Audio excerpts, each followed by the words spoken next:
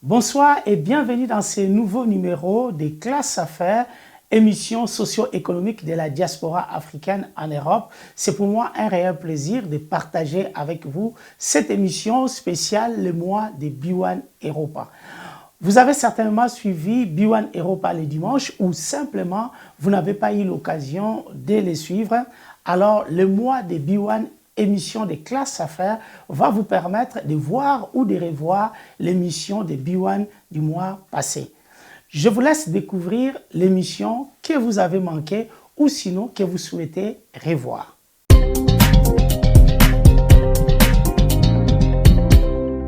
Quelles sont les difficultés que la diaspora a aujourd'hui pour acquérir un bien en République démocratique du Congo? Aujourd'hui, la diaspora, pour acquérir un bien, la diaspora n'est pas assez documentée. L'objectif est de sensibiliser la diaspora congolaise à investir dans l'immobilier en République démocratique du Congo. Ce qui a de l'intérêt, parce que vous investissez ici et en fin de compte, beaucoup d'entre nous rêvent de passer leur retraite au pays. Les élites de la diaspora congolaise de France s'organisent. Parce que nous avons constaté depuis un certain temps les jeunes élites seront complices des dépravations de mœurs. Démarrons le mois de B1 avec Oser Entreprendre. J'ai reçu Serge Aliouaya, expert conseil en investissement, cofondateur de l'agence immobilière SMI située à Kinshasa. Au cours de cette émission, vous allez découvrir pourquoi Serge a créé son entreprise, son fonctionnement et comment être accompagné. Je vous propose de suivre notre entretien avec Serge Aliouaya, expert conseil en investissement.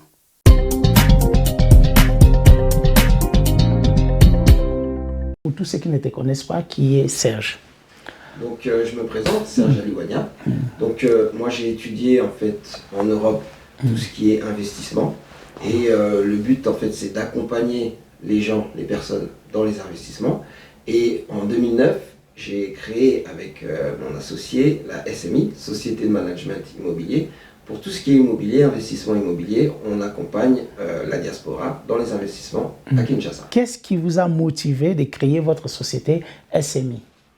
Alors, moi, j'étais à Kinshasa en fait et j'avais besoin d'acheter en fait un bien immobilier et je me suis rendu compte qu'il fallait courir derrière les commissionnaires pour pouvoir trouver quelque chose. Et aussi, on voyait qu'il y avait des problèmes quand on achetait des biens immobiliers à Kinshasa. Il y avait des problèmes avec les chefs coutumiers, il y avait des problèmes même juridiques. Donc, j'avais besoin d'être accompagné et je n'ai pas trouvé de structure qui pouvait m'accompagner. Donc, du coup, avec mon associé, on s'est dit, pourquoi pas créer la SMI, Société de Management Immobilier, pour aider les autres personnes de la diaspora, mais aussi les locaux, à pouvoir trouver des biens immobiliers et à les accompagner dans leurs projets immobiliers. Donc c'est de là qu'est venue cette idée. Et depuis 2009, en fait, on travaille à Kinshasa.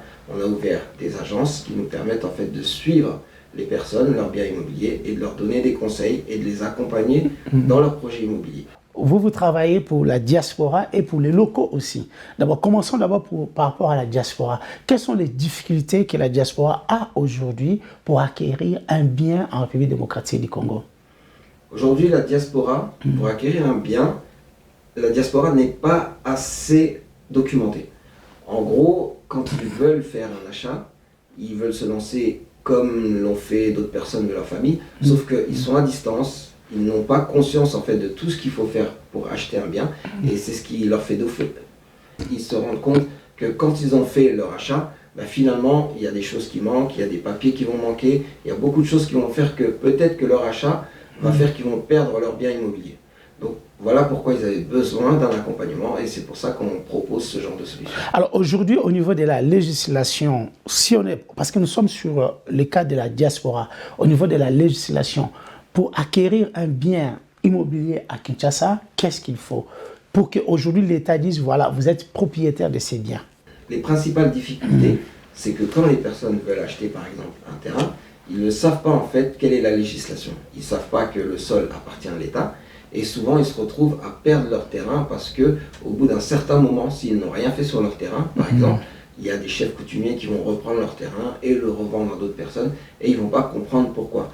En gros, vous avez 3 ans pour construire, donc pour faire une mise en valeur, Ça peut être une construction, mais ça peut être aussi des plantations, ça peut être des arbres fruitiers. Mais vous avez 3 ans pour faire une mise en valeur. Et si vous ne le faites pas, alors vous pouvez perdre votre terrain. Ou sinon, vous êtes obligé de renouveler votre bail. Ça, par exemple, c'est le type de problème qu'on voit souvent parce que les personnes de la diaspora ne sont vraiment pas renseignées là-dessus.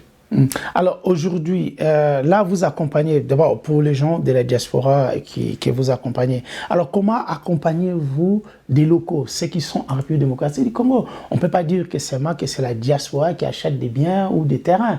Il y a aussi des locaux et vous avez aussi des bureaux à Kinshasa qui accompagnent cela. Comment ça se passe? Alors ça se passe assez rapidement en fait pour les locaux. Le principal problème qu'ils vont avoir, c'est qu'ils ne vont pas avoir forcément le temps d'aller visiter des biens. On est tous occupés, on doit travailler, on doit s'occuper de la famille, des enfants et tout. Donc souvent c'est le week-end où on a un peu de temps pour justement aller chercher les biens.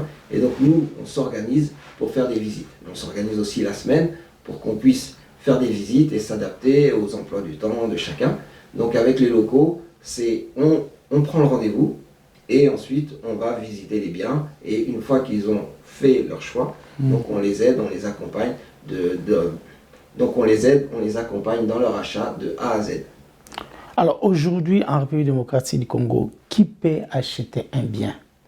On parle des terrains, des maisons, tout ça. Qui peut vraiment l'acheter? Alors il y a beaucoup de personnes en fait qui peuvent acheter des biens, et ça on ne se le rend pas compte. Parce qu'en fait on se dit toujours que c'est cher et puis on ne sait pas en fait comment ça se passe réellement sur place. Mais il y a beaucoup de personnes qui ont de l'argent, en fait, qui ont pu, par exemple, revendre une maison familiale ou alors qui ont fait du commerce et qui ont assez d'argent pour acheter une parcelle.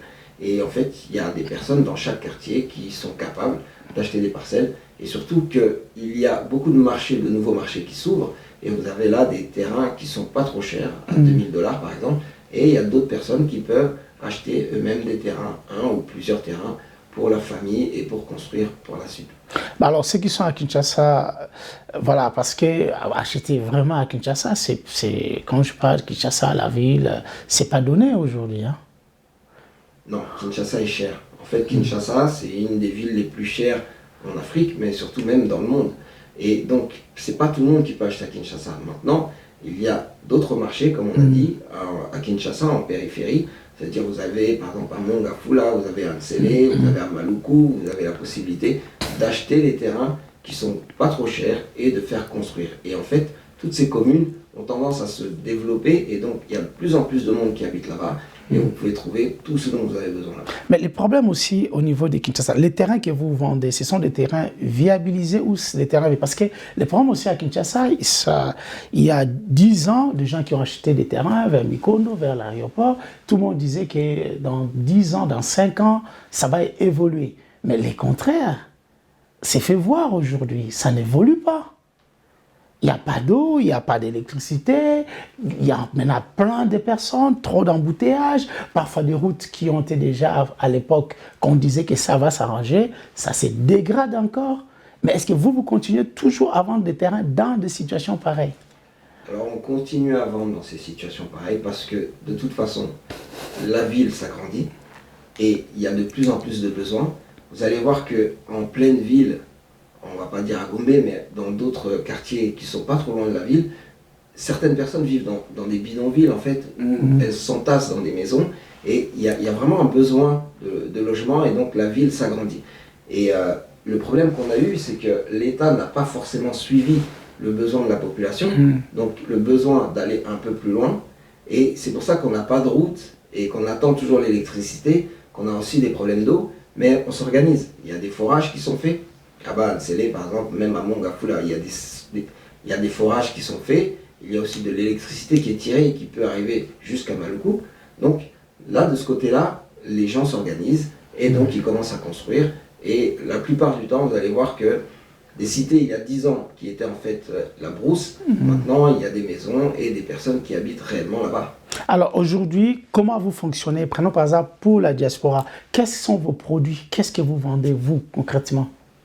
Alors pour la diaspora, ce qu'on a prévu et qu'on fait depuis quelques années, c'est en fait un accompagnement de A à Z. Ça veut dire du début de leur projet jusqu'à la fin de leur projet. On peut avoir des personnes qui vont vouloir acheter un terrain. Et après, une fois qu'ils ont acheté leur terrain, nous, on va les suivre et on va leur proposer. Alors, revenons. Donc, des personnes qui ont acheté leur terrain, pas chez vous. Ou c'est chez vous? Parce que vous avez dit qu'ils ont acheté leur terrain. Ils ont leur terrain chez vous ou pas chez vous? Donc, je disais qu'on faisait justement de A à Z le suivi. Donc, les personnes qui ont acheté leur terrain, ils peuvent faire appel à nous pour acheter leur terrain. Okay. Et s'ils ont déjà acheté leur terrain, ils vont venir vers nous pour passer à la construction. C'est pour ça que du début à la fin de votre projet immobilier, nous, on est avec vous. Si vous avez déjà un terrain, on va passer à la suite. Si vous n'avez pas de terrain, on vous aide à trouver un terrain. Après, on va trouver pour vous des personnes, des sociétés qui vont vous permettre de construire votre bien immobilier, que ce soit une petite maison ou même un immeuble. Et donc, on va surveiller les constructions et s'assurer que tout va bien se passer. Parce que quand on est à distance, quand on est de la diaspora et qu'on est à distance, on a du mal à suivre les projets. Sauf que dans l'immobilier, vu l'argent qu'on met dans ce genre d'affaires, il faut vraiment suivre de très près et faire attention à tout. Donc, on est là justement pour faire le suivi. Une fois que c'est fait, une fois que tout est fait, où vous allez vendre votre bien immobilier, ou vous allez vendre votre bien immobilier, ou alors vous allez le garder et le mettre en location. Et là encore, on est avec vous parce qu'on va vous trouver des locataires et donc on va suivre les locataires et permettre à ce que vous gagnez l'argent de vos loyers. Pourquoi les personnes viennent vous voir et quand ils viennent vous voir? Alors les personnes viennent nous voir quand il y a vraiment un besoin. Et en fait, souvent, c'est leurs enfants qui vont leur dire qu'on a vu quelque chose sur Internet, on a vu quelque chose sur les réseaux sociaux qui peuvent vous intéresser. Papa, maman, venez voir, il y a une agence qui va vous aider. Donc, vous aider à finir vos constructions ou vous aider à trouver un terrain et surtout aussi vous aider à vous accompagner en fait quand vous avez des problèmes juridiques pour justement finaliser votre projet immobilier. Et c'est là qu'en fait les personnes nous contactent et nous, on va les voir, on discute de leur projet immobilier et on leur trouve en fait les personnes qui peuvent les aider et qui vont nous accompagner nous aussi pour finaliser en fait leur projet. Ça peut être des architectes quand il y a besoin de construction ou des ingénieurs, mais ça peut être aussi des avocats qui vont nous aider en fait à faire en sorte que les problèmes soient résolus, mais ça peut être aussi des commerciaux s'il s'agit de vendre, parce qu'il y a aussi beaucoup de gens qui veulent vendre des biens immobiliers. Donc de là, ils font appel à nous et nous on les suit, on va les voir. Des gens qui sont en train de nous suivre là maintenant, ils ont déjà un bien, mais ils ont des difficultés pour avoir des papiers de ces biens, ou il leur manque certains papiers. Est-ce qu'ils peuvent vous voir et comment ils peuvent vous voir et quelles sont les solutions que vous pouvez leur proposer? Alors justement, sur ce manque de papier, ils nous voient, ils viennent nous voir directement. Nous, on discute ici en Europe, mais on a des équipes sur place et on a nos juristes qui vont aider en fait justement à faire ces papiers.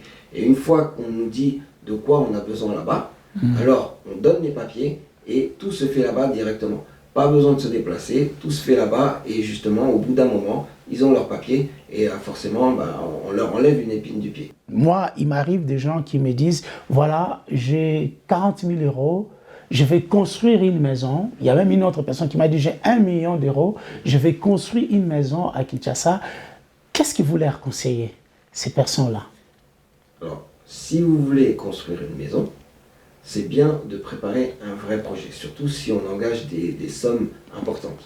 Préparer un bon projet, c'est travailler avec un architecte pour savoir quelle maison on va construire, faire une étude aussi du terrain, parce qu'il y a certains terrains où on va avoir des problèmes environnementaux, inondation ou érosion, donc il faut faire très attention à ça.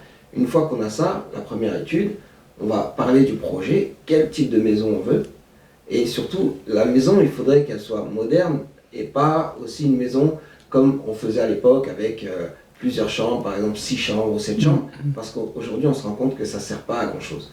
Donc on travaille sur un bon projet immobilier avec des architectes, et une fois que c'est fait, on va travailler avec des sociétés de construction. Nous, notre but à nous, c'est de vous trouver les meilleures sociétés de construction, celles avec qui on a déjà travaillé et celles qui ont fait des bons projets et des projets que vous aimez aussi, et comme ça on va pouvoir faire en sorte que votre projet voit le jour. Tout le monde dit, ouais, Kinshasa, Baskro, Bazebele, Baozouambongo, est-ce qu'ils peuvent arriver?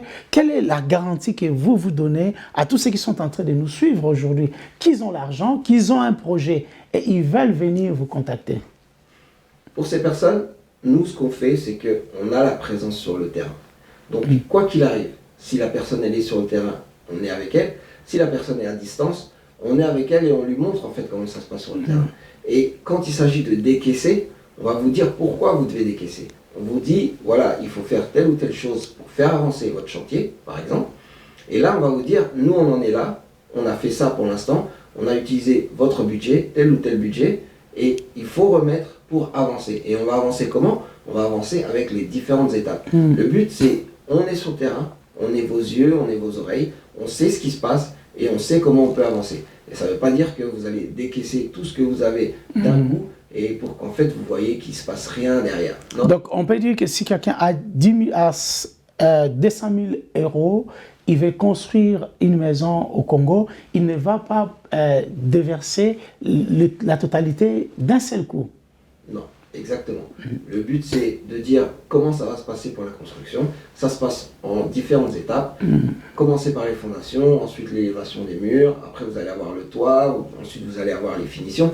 Mais pour chaque lot, on va vous dire combien il faut.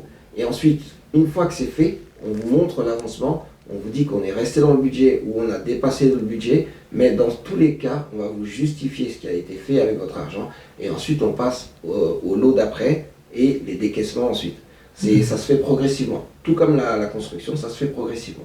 Alors, pour des constructions proches des Kinshasa, prenons Maluku, Ntsele, ça devient proche des Kinshasa. Pour quelqu'un qui n'a pas de terrain, mais il veut acheter un terrain là-bas pour construire. Avec combien il peut démarrer? Alors, ça dépend toujours de ce qu'il veut construire. Ça dépend de ce qu'il veut construire, mais aujourd'hui, on va dire, le but c'est, est-ce que vous voulez d'abord faire une clôture? Ça veut dire, est-ce que vous voulez sécuriser votre bien avec une clôture? Et là, on va être sur des tarifs de peut-être 7 000 à 10 000 $ pour juste faire la clôture, mais une bonne clôture. Ensuite, si vous ne voulez pas faire de clôture, si vous voulez directement commencer votre maison, vous allez faire les fondations. Là, vous en avez pour 3 ou 4 000 $ par exemple. Et vous allez monter ensuite, faire l'élévation des murs. Donc, ça dépend toujours de ce que vous avez et de ce que vous avez comme projet. Mais le but, c'est de commencer. Et une fois que vous avez commencé, on va vous dire ce qu'il vous faut pour finir, pour continuer. Et c'est là que vous allez commencer à progressivement donner ce qu'il faut pour que ça avance. Et votre projet va avancer. Est-ce que vous travaillez avec d'autres banques qui peuvent accompagner vos clients par des crédits? Alors oui, ce qu'on fait, c'est qu'on accompagne les personnes dans leur demande pour avoir un prêt et donc pour pouvoir finir leur projet immobilier. Mais il faut savoir que c'est pas aussi simple que ça d'être financé.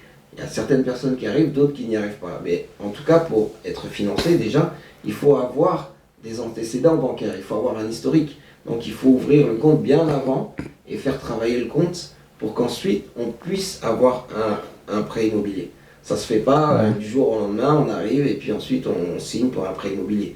Non, il y a d'abord une relation à mettre en place avec le banquier. Donc c'est pour ça qu'on va d'abord, quand on fait l'étude de votre projet, vous conseiller d'ouvrir un compte en banque si vous en avez besoin et de faire travailler le compte en banque correctement. Alors, le compte en banque, la personne doit ouvrir le compte à Kinshasa ou ici? La personne ouvrira un compte à Kinshasa parce que ici, les banques ne vont pas financer en fait une construction ou un achat là-bas, ils ne vont pas financer. Parce que si vous ne remboursez pas, les banques ici elles vont avoir du mal à récupérer le bien et à récupérer leur argent. Donc c'est difficile pour elles. Pour tous ceux qui sont en train de nous suivre, qui ont un projet pour construire ou avoir un bien en République démocratique du Congo, vous leur conseillez d'abord de commencer par crédit, bien sûr. S'ils n'ont pas de fonds propres, vous leur conseillez d'abord de commencer par ouvrir un compte, commencer à mettre un peu quelque chose sur ces comptes et venir aussi vous voir, d'accord, et commencer à discuter les modalités. Exactement. Donc le but c'est vraiment de commencer en amont par rapport à votre projet, donc commencer bien avant et ensuite on va vous accompagner et vous dire exactement ce qu'il vous faut. Et ça peut commencer par ouvrir un compte et récolter quelques loyers si vous avez ou une activité là-bas pour avoir un peu d'argent que vous allez laisser sur le compte, pour montrer que vous savez gérer et que vous faites en fait un peu d'argent. Et de là, ensuite, on va faire le projet immobilier et on verra ce qu'on peut faire en termes de financement. Aujourd'hui, j'ai moins de 2 000 $, 2 000 €. qu'est-ce que je peux avoir si je vais avoir un bien en République démocratique du Congo? Qu'est-ce que je peux avoir? Alors déjà, la République démocratique du Congo, c'est grand. Donc si on ne se limite pas à Kinshasa, à 2000 $, on peut avoir beaucoup de choses. On peut acheter des terrains à moins de 2000 $ dans d'autres villes. On peut même acheter des terrains à moins de 2000 $ à Kinshasa. Quand je parle de Kinshasa, je parle de la ville-province, qui est assez grande. Donc on trouvera toujours un moyen. On peut même acheter des hectares agricoles à 1000 à 1500 $. Ça dépend c'est quoi le projet immobilier. Mais aujourd'hui, avec 2000 $, on peut faire pas mal de choses déjà. Donc quelqu'un peut avoir 2000 $, il peut vous contacter. En effet, avec 2000 $, vous avez l'espoir de faire quelque chose. Et ce qui va se passer, c'est que une fois que vous allez investir vos 2000 $, une fois qu'on va vous proposer des biens qui correspondent à ce budget, vous allez voir ensuite la suite, qu'est-ce que vous pouvez faire. Et c'est là qu'on va travailler avec vous pour trouver les fonds nécessaires pour continuer votre projet immobilier. Quelqu'un qui nous écoute là maintenant, il vous appelle, il dit voilà, j'ai suivi votre émission, j'ai un projet immobilier en République démocratique du Congo. Ça commence comment? Comment vous faites? Alors déjà, la personne, elle nous contacte. Donc, c'est qu'elle sait qu'elle a besoin d'avoir des professionnels avec elle. Et nous, en tant que professionnels, on vient déjà lui donner les conseils. Savoir c'est quoi le projet immobilier et savoir ce qui est faisable ou pas. Ça ne sert à rien d'arriver avec des besoins, je veux un château ou je veux ceci, cela, alors qu'au niveau des fonds, il faut savoir de quoi il s'agit. Donc vous ne pouvez pas tout faire à Kinshasa, mais au moins, en commençant avec nous, on va vous parler de ce qui est faisable. Une fois qu'on a ça, donc on va commencer à voir comment on peut travailler ensemble. Comment on peut travailler financièrement et techniquement ensemble. Une fois qu'on a défini ça, on peut lancer votre projet immobilier. Et vous pouvez facilement l'accompagner. Alors aujourd'hui, pourquoi moi je dois venir chez vous et pas chez les autres? Alors moi j'ai fait l'expérience déjà. Je suis passé par des commissionnaires pour acheter des terrains. Et franchement, ce qu'on fait nous en termes de service, ça n'a rien à voir. Vous allez voir un commissionnaire à Kinshasa, il va vous vendre un terrain et il va disparaître. C'est tout. Nous, quand on travaille avec vous, on sait qu'on vous a vendu un terrain, certes, mais on va rester avec vous pour savoir comment ça se finit. On vous accompagne pour les documents et on vous accompagne aussi pour tout ce qui est construction après. Et une fois que vous avez fini, on vous accompagne encore pour tout ce qui est gestion de votre bien immobilier. Et tout ça avec des conseils et avec un appui, que ce soit technique, juridique ou même financier.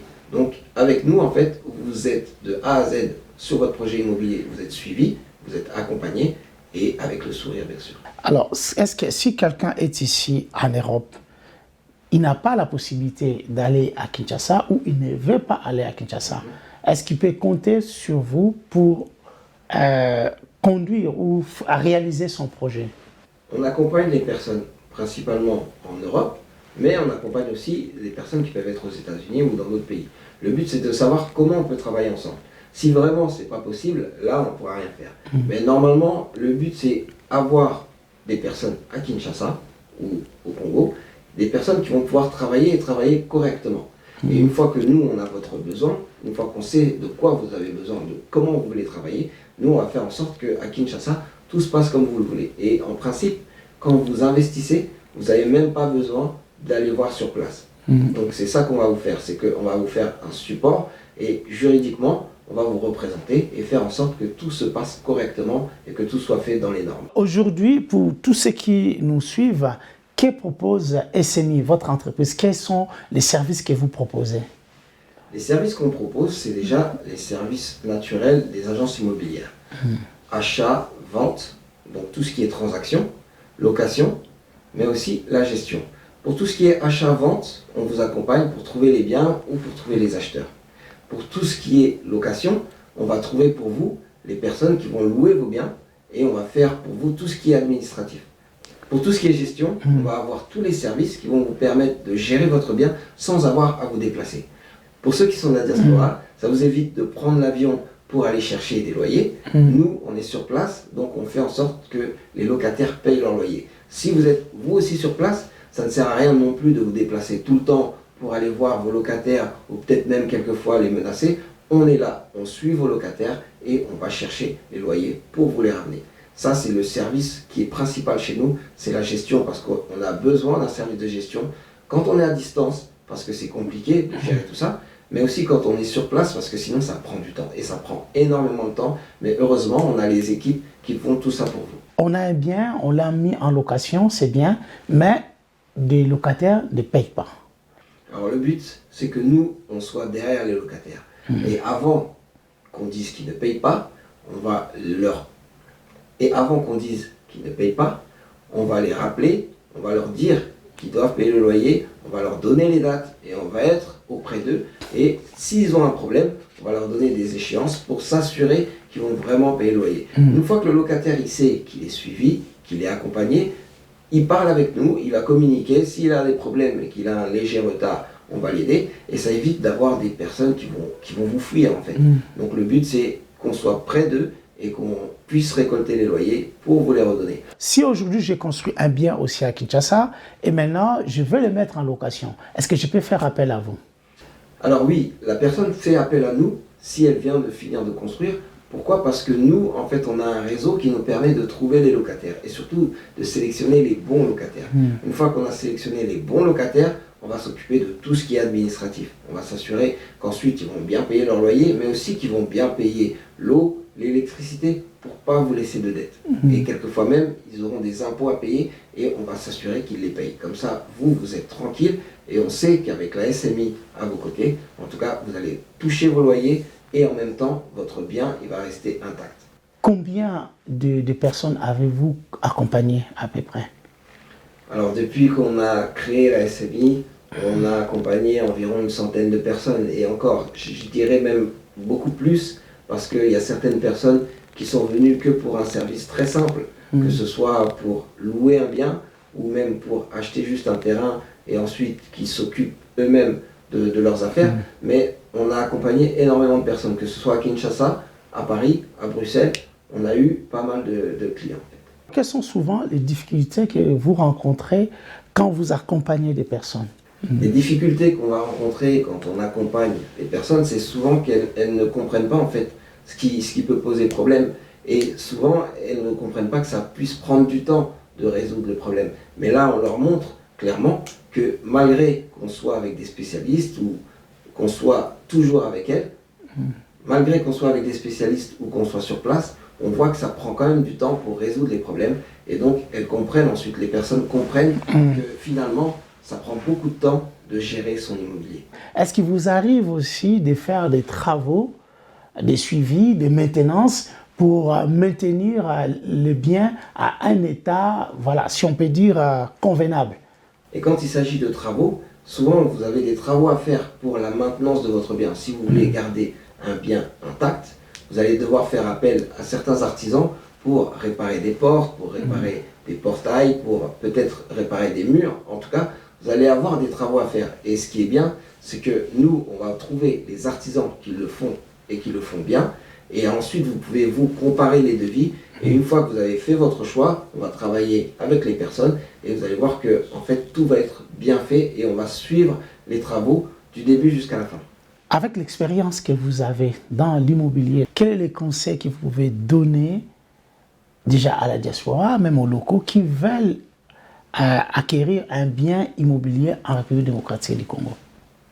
Alors, sur ce que j'ai vu et ce que j'ai vécu, et surtout sur mon expérience, je dirais que quand vous voulez acheter un bien, ou vous voulez acquérir un bien, le but c'est quand même que ça se passe bien. Donc, ce que je vais conseiller, c'est de se faire accompagner, absolument. Il faut trouver les personnes pour vous accompagner. Alors je parle de la SMI parce que nous, on a créé ça justement pour accompagner les personnes, mais vous pouvez être aussi accompagné par d'autres personnes. Et je vais m'expliquer, c'est que quand vous avez votre projet immobilier, plutôt que de griffonner quelque chose sur une feuille et ensuite de vouloir faire construire par la famille, faites appel à des professionnels. Vous avez des architectes, vous avez des ingénieurs, faites appel à ces personnes qui vont vous aider pour votre projet immobilier. Si vous avez besoin de gestion immobilière, faites appel à des sociétés qui savent faire la gestion immobilière. Et vous allez voir qu'en fait, même si vous allez payer peut-être un peu plus cher, et encore, ça dépend, vous aurez moins d'erreurs et vous allez perdre moins d'argent, donc au final, vous allez y gagner. Faites-vous accompagner et vous allez voir que c'est beaucoup mieux. Alors, comment vous contacter maintenant? Vous nous contactez sur les réseaux sociaux, sur Facebook SMI Congo, parce que Facebook, en fait, c'est plus pour les personnes qui sont à Kinshasa, qui ont accès et qui vraiment sont actifs sur Facebook. Mais il y a d'autres supports, il y a les sites internet et il y a aussi la page Instagram. Donc, vous avez la possibilité de passer par différents canaux. Et vous pouvez directement m'appeler, moi-même, et avec vous, on va faire le bilan de ce dont vous avez besoin et on va voir comment on peut travailler ensemble. Serge Aliouania, merci beaucoup pour avoir répondu à notre invitation. Merci à vous de m'avoir accueilli.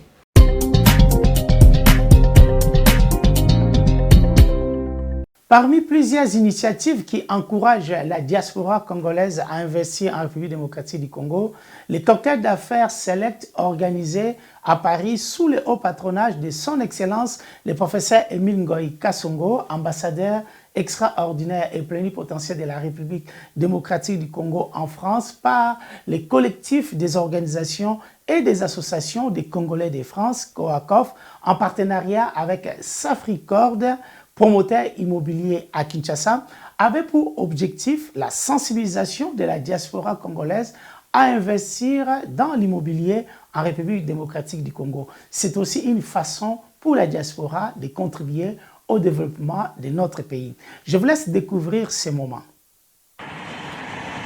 C'est le moment d'investir en République démocratique du Congo. C'est tenu vendredi 29 novembre sous le haut patronage de son Excellence, professeur Émile Ngoï Kasongo, ambassadeur extraordinaire et plénipotentiaire de la République démocratique du Congo en France. Les cocktails d'affaires Select, organisés par les collectifs des organisations et des associations des Congolais de France, COACOF, en partenariat avec Safricord, promoteur immobilier à Kinshasa. L'objectif est de sensibiliser la diaspora congolaise à investir dans l'immobilier en République démocratique du Congo pour participer à la construction de notre pays, selon le professeur Émile Ngoï Kasongo. Ce qui a de l'intérêt, parce que vous investissez ici et en fin de compte, beaucoup d'entre nous rêvent de passer leur retraite au pays, d'aider le pays à se développer. Vous pouvez passer votre retraite ici, mais avoir une activité à Kinshasa, 2-3 appartements, et pour lesquels vous avez des rentrées régulièrement, vous avez votre compte, l'argent passe à votre compte, mais dans l'entretemps, vous avez participé à construire les Congo, à bâtir le Congo. C'est possible d'investir dans l'immobilier en République démocratique du Congo. Voilà pourquoi Safricode organise les roadshows cocktails d'affaires Select à travers l'Europe. D'abord, c'est vulgariser l'accès au logement, faire connaître ce que nous faisons au Congo, et puis établir un lien direct, se faire une proximité pour que nos amis ici établis à Paris puissent avoir un lien avec leur pays d'origine. Alors aujourd'hui, qu'est-ce que vous pouvez proposer à la diaspora, que Safricode peut proposer à la diaspora? Ce que nous proposons, c'est des biens immobiliers de qualité, avec beaucoup d'innovation, de technicité et surtout un engagement envers la qualité. Nous offrons des logements à usage d'habitation dans les standards internationaux, avec beaucoup de commodités, comme le gym, la piscine, le hammam, le sauna, dans la plupart de nos résidences. Ce qui est important aussi, c'est que nous garantissons la sécurité, l'approvisionnement continu en eau et en électricité. Et grâce à nos équipes internes de syndic, on garantit l'entretien permanent des bâtisses et ainsi que la prise en charge du nettoyage et tout ce qui suit derrière. L'intérêt de la diaspora d'habiter ici dans des appartements, venir aussi à Kinshasa, acheter aussi dans des appartements. Alors, il y a un double intérêt. Pour quelqu'un qui vit à Paris, certainement un jour, il va planifier un retour définitif. Donc, il aura chez lui, au Congo, à Kinshasa ou à Kolwezi, à Lubumbashi, à Goma, son propre logement. Ou alors, il y a certains qui souhaitent investir, donc avoir un retour sur un investissement, investir de l'argent et gagner de l'argent en conséquence. Vous avez dit que c'est le moment d'investir en République démocratique du Congo. Et pourquoi investir avec Safricode? Pourquoi investir avec Safricode? Parce que Safricode, c'est crédible, c'est un engagement, un financement sûr. Nous avons livré des projets, nous avons honoré nos engagements en termes de qualité et de délai. Donc c'est la sécurité de la transaction qui est garantie avec Safricode.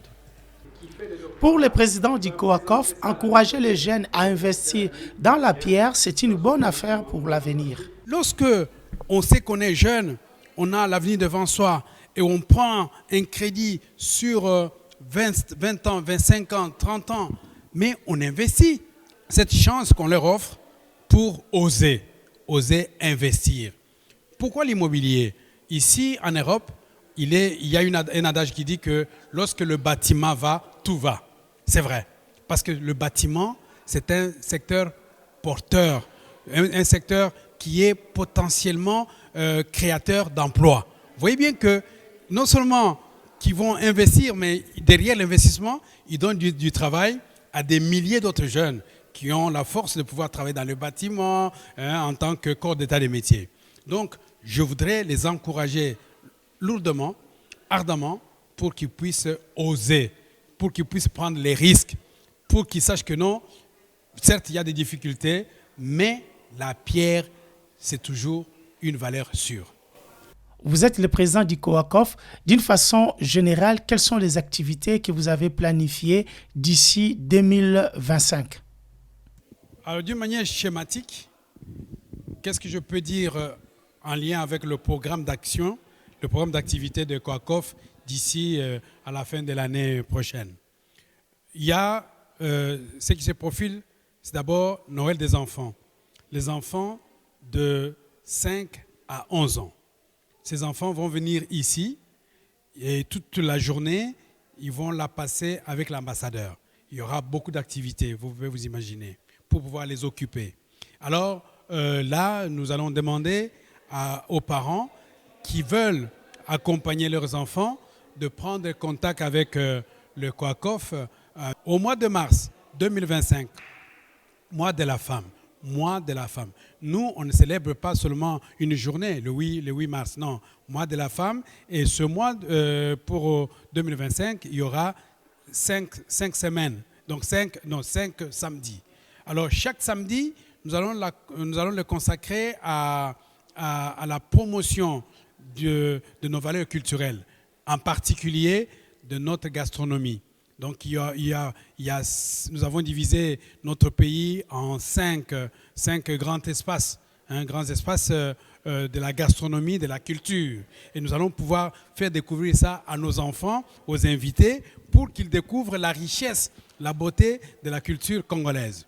Alors, au mois d'avril, avril-mai, c'est consacré à la tournée à travers les régions de France, la tournée de son Excellence, Monsieur l'Ambassadeur, avec l'équipe dirigeante de COACOF, élargie aux commissions, élargie aussi à tous les journalistes qui nous accompagnent pour qu'on puisse rendre vraiment les réalités que vivent nos compatriotes à travers les régions. Après la tournée, nous allons célébrer, comme l'année dernière, la 2e édition des célébrations des activités commémorant l'accession de notre pays à l'indépendance. Donc là, ça sera ici à l'ambassade, comme l'année dernière, mais on va beaucoup améliorer.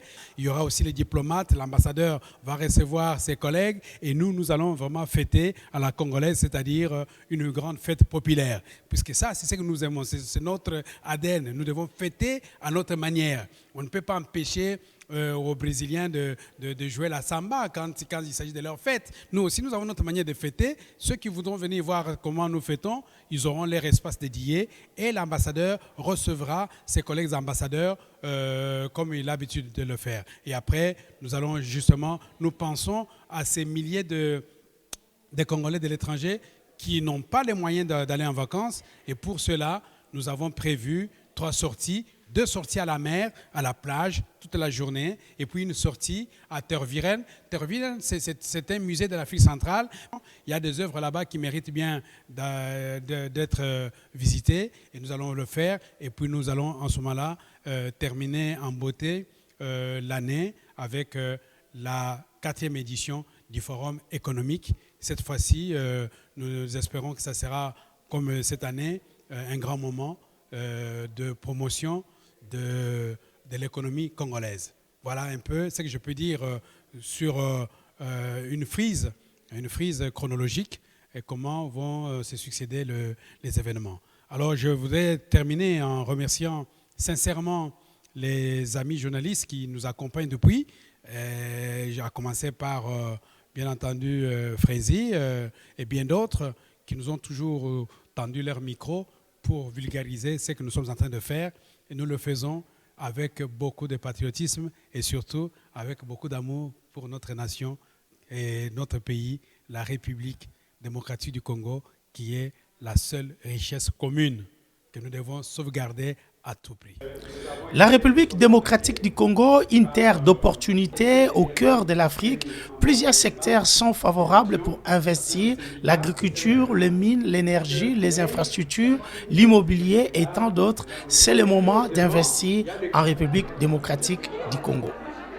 Nous allons terminer cette émission par un nouveau-né qui rejoint le monde des think tanks de la diaspora congolaise, qui se donne comme mission de rassembler toutes les compétences des élites de la diaspora congolaise pour apporter un changement de paradigme dans le développement de la République démocratique du Congo. Les élites de la diaspora congolaise de France s'organisent alors autour du mouvement pour la révolution des élites morales, une structure à caractère scientifique et technique qui lance officiellement ses activités. Diwan Europa était invité. Je vous propose de découvrir le mouvement pour la révolution des élites.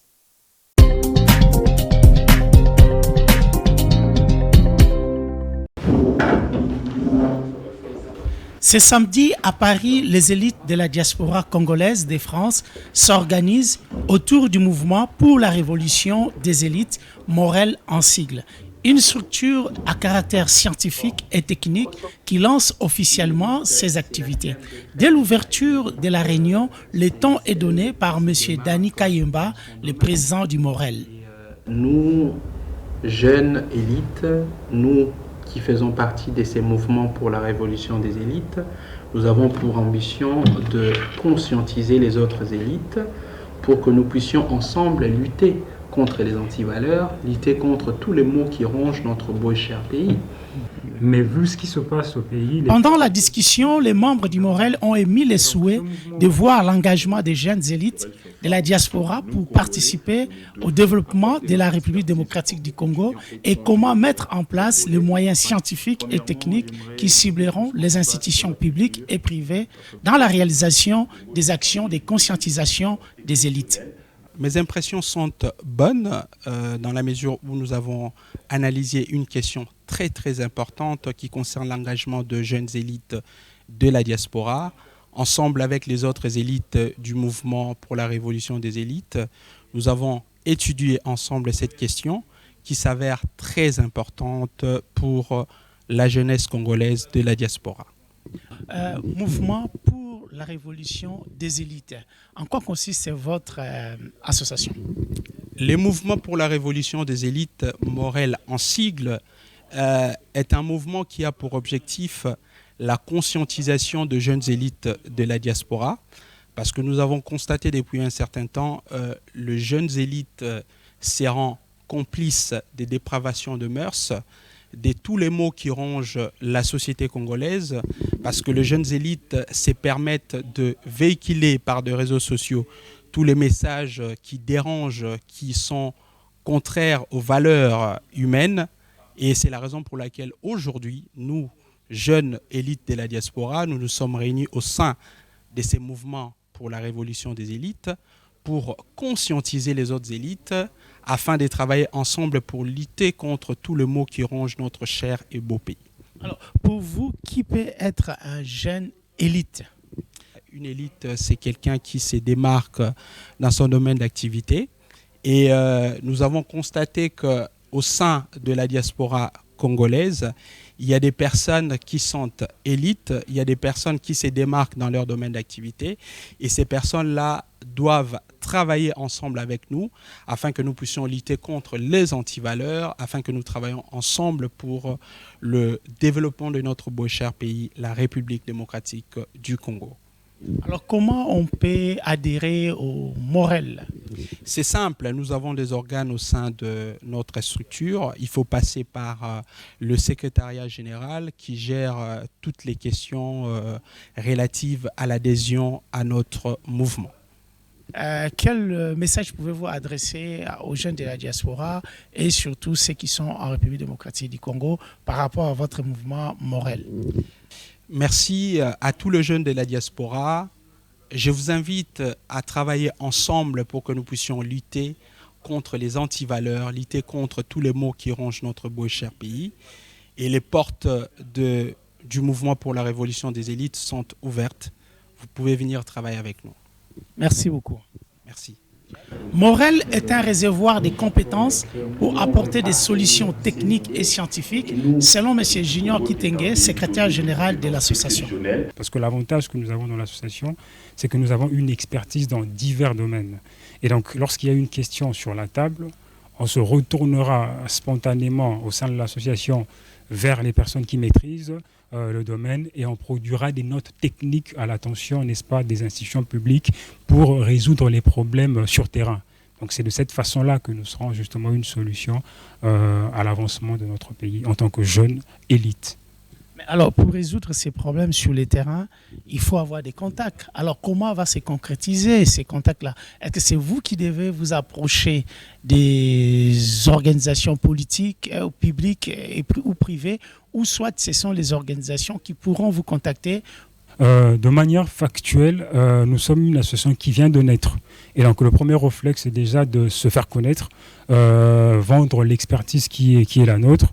Et ensuite, on va se proposer aussi dans un premier temps aux institutions tant publiques que privées par rapport à ce que nous avons comme matière à exploiter. Et ensuite, nous serons dans un rapport de collaboration entre ces structures-là et nous verrons dans quelle mesure justement puiser dans ce qu'il y a comme savoir au sein de l'association et mettre à disposition des institutions tant privées que publiques. Alors, quelles sont les compétences qu'on peut trouver dans Morel ? Les compétences qu'on peut trouver dans notre association, nous avons des avocats. Nous avons des avocats qui sont spécialisés par exemple en droit des affaires, en droit électoral. Nous avons des économistes. Nous avons des auditeurs financiers. Nous avons des hommes de culture, des spécialistes en communication aussi nous avons. Donc c'est vraiment ce que je peux qualifier moi d'un cocktail, n'est-ce pas, de connaissances que nous mettrons à disposition de notre nation. Alors, quel sera le bénéfice des structures publiques ou privées qui pourront profiter de vos ressources? Alors, quel sera le bénéfice? Alors, c'est une très bonne question. Pourquoi? Parce qu'aujourd'hui, quand vous voyez, parce qu'on parle du Congo, c'est de ça qu'il s'agit, quand vous voyez ce qui se passe là-bas, c'est qu'on a tendance à parler souvent opposition-majorité, mais entre l'opposition et la majorité, il y a la technicité qu'on omet. C'est-à-dire que nous, on veut justement être ce pont entre les animateurs pour savoir qu'il n'y a pas que l'opposition, il n'y a pas que la majorité. Parce qu'entre les deux, vous avez les techniciens, n'est-ce pas, dans un domaine précis, qui apporteront une réflexion approfondie après traitement au niveau interne pour faire avancer une question donnée. Nous avons des problèmes sociaux au niveau du pays, nous avons des problèmes sécuritaires, nous avons des spécialistes en droit des conflits armés, par exemple, qui réfléchiront sur comment faire avancer les choses sur le plan sécuritaire. Alors, vous venez de finir la réunion. D'abord, qu'est-ce qui vous a motivé de rejoindre le mouvement pour la révolution des élites? En fait, rejoindre le mouvement Morel est une nécessité aujourd'hui puisque nous ne sommes pas un parti politique, premièrement, mais bien évidemment un mouvement d'élite. Okay? Puisque aujourd'hui, la jeunesse a un très très grand devoir pour redorer le blason de notre pays, qui est la RDC. Pourquoi la jeunesse? Bien évidemment parce que la jeunesse, c'est l'énergie, c'est le dynamisme. Et nous répondons présent avec nos qualités distinctives et particulières évidemment, afin d'apporter nos petites expériences dans le secteur de l'économie et surtout dans l'assainissement du climat des affaires, parce que sans développement économique, sans développement et assainissement pour le climat des PME, le pays ne peut pas se doter d'une indépendance économique telle qu'elle soit. Donc vous faites partie du Morel et vous avez une compétence économique, si j'ai compris. C'est pourquoi vous êtes en train de rejoindre cette association des élites. Alors, quel est votre regard sur le plan économique en République démocratique du Congo?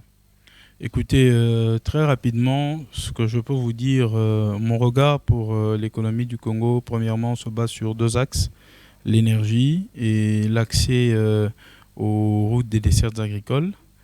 Et puisque avec l'énergie et l'accès des routes, nous avons une démarche très claire et fiable pour nous hisser et nous lancer dans l'industrialisation. Parce que sans industrialisation, évidemment, on ne peut pas parler d'économie. Aujourd'hui, la RDC a une économie très extravertie. Donc, nous importons plus que nous produisons, ce qui fait que nous avons des problèmes au niveau des réserves économiques. Nous avons des problèmes au niveau des denrées de première nécessité, parce que ce sont des aliments de base qui permettent que le panier de la ménagère soit, je dirais, beaucoup plus aisé. Mais nous constatons qu'avec toutes les difficultés que rencontre le pays, aujourd'hui, nous pouvons apporter non seulement notre savoir-faire, mais aussi nos orientations. Nous sommes là pour aider le gouvernement, l'accompagner et surtout accompagner la vision du chef de l'État qui s'est fixé pour ambition la création d'emplois pour ce nouveau quinquennat. Nous allons prêter main forte au gouvernement dans divers projets, que ce soit dans l'agriculture, que ce soit dans le transport des produits de première nécessité, que ce soit dans la transformation, puisque l'industrialisation est une question nécessaire aujourd'hui et nous devons y marteler pour arriver à rallier au fléau de la famine et de l'insuffisance alimentaire. Le mouvement pour la révolution des élites Morel en sigle se donne comme mission de rassembler toutes les compétences des élites de la diaspora congolaise pour apporter un changement de paradigme dans le développement de la République démocratique du Congo. B1 Europa présente l'actualité européenne de la diaspora africaine. Vous avez un événement, une activité ou une information, vous êtes en Europe, B1 Europa est disponible pour en parler. Voilà, cette émission est maintenant terminée. Merci pour votre fidélité. Un grand merci aux équipes de Sky Media qui ont travaillé pour la fabrication de cette émission. Merci à B1 pour la diffusion. Vous pouvez voir ou revoir cette émission sur ma chaîne YouTube Franzi Media. Je vous donne rendez-vous la semaine prochaine à la même heure sur B1. Que Dieu vous bénisse. À très bientôt.